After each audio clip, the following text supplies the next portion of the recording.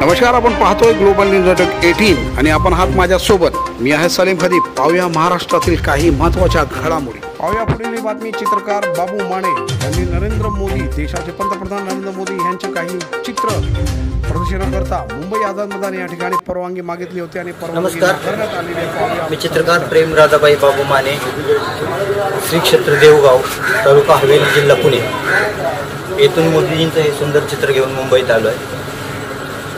2020 पासून मोदीजींच्या काही योजना आहेत.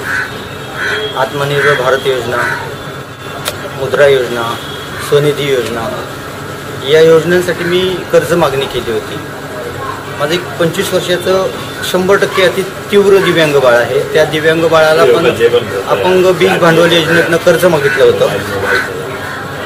अशा 4 कर्ज योजना आमच्या बँकेने, बँक ऑफ महाराष्ट्र देवगाव शाखेने नाकारल्या. त्यामुळं माझी आर्थिक प्रचंड कोंडी झाली. कोरोनाचा काळ होता. समाजाकडे मदत मागितली, 100 रुपयाची मी मदत मागितली की बाबा कोरोनाचा काळ आहे, माझं दिव्यांग बाळ आहे, त्याच्या औषध उपचाराचा खर्च आहे, दूध आहे. भाजपच्या काही पदाधिकारी यांच्याकडे मी मदतीची याचना केली. मोदीजींच्या विचारांचं काम करतोय, मला तुम्ही मदत करा. तर गेली 2020 पासून कोणीही माझी दखल घेतली. अत्यंत वाईट प्रापंचिक प्रवास करत असताना मोदीजींच्या कामाचा आणि मोदींच्या विचाराचा मी कुठंही कमी नाही पडलो. त्यांच्या विचारांना, त्यांचे विचार मी चित्रामध्ये मांडण्याचा प्रयत्न केला. आणि असंच एक सुंदर चित्र मे महिन्यामध्ये तयार झालेले, मे 2025मध्ये. याच्या अगोदर एक मी मोदींचं सुंदर चित्र केलं होतं की आओ मेरे प्यारे भारतवासियों, स्वच्छ सुंदर और भ्रष्टाचार मुक्त नया भारत बनाए. ते चित्र 2022ला माझ्या दिव्यांग बाळाच्या हस्ते प्रकाशित केलं. मला कोणीही मदत केली नाही. मोदीजींच्याच माणसांनी मदत नाही केली. मग मी मदत मागायची कोणाकडं? बँक मदत करत नाही, मोदीजींची माणसं मदत करत नाहीत. जिल्हाधिकाऱ्यांना मी या सगळ्या विषयाचं 35 पानाचं निवेदन दिलं. जिल्हाधिकाऱ्यांनी दखल घेतली नाही. 5 वर्षाची माझी आर्थिक आणि सामाजिक कोंडी झाल्यामुळं कधी कधी माझ्या मनात आत्महत्येचे विचार येत आहेत. पण तुकोबाऱ्यांचे विचार माझ्याबरोबर असल्यामुळं मी कामाकडे जास्त लक्ष देतो आहे. कामातून मला काहीतरी आधार मिळेल. मोदीजींचं अत्यंत सुंदर चित्र तुकोबाऱ्यांच्या रूपातलं, विना घेतलेलं ना हातात सुदर्शन चक्र घेतलेलं. सुदर्शन चक्र असं आहे की कंटक हे तुमच्या बाजूलाच आहेत, मोदीजी तुमचेच आहेत आणि त्यांना पहिलं संपवलं पाहिजे.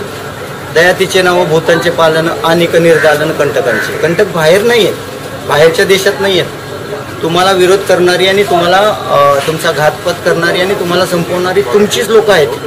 हे मी या चित्राच्या माध्यमातून सांगू इच्छितो. मी दैवत्वाचा कुठलाही प्रवास सांगत नाही.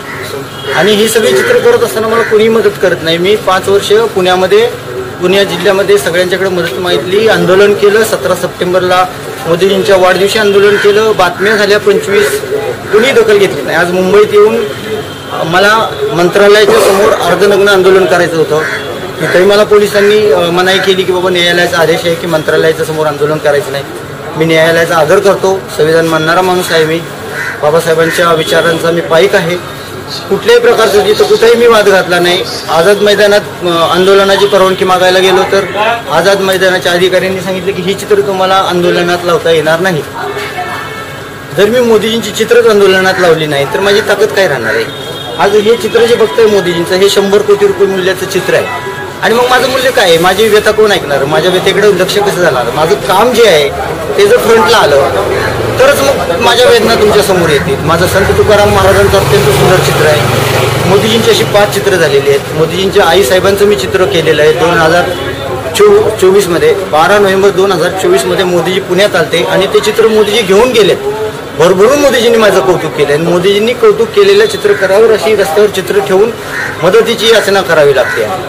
महाराष्ट्राचे मुख्यमंत्री आणि भाजपचे अध्यक्ष यांच्यापर्यंत माझी व्यथा 5 वर्षात कशी पोचली नाही, हा मोठा प्रश्न आहे. याच्या पाठीमागे नेमकं काय चाललंय आणि मोदीजींचा तुमचा हाच आदर्श आहे का? तुम्ही हेच मोदीजींच्यावर प्रेम करताय का? यासाठी उद्या मी भाजपच्या कार्यालयामध्ये, मुंबईचे जे भाजपचं प्रदेश कार्यालय आहे तिथं मी मोदीजींची चित्र ठेवणार आहे. माझी व्यथा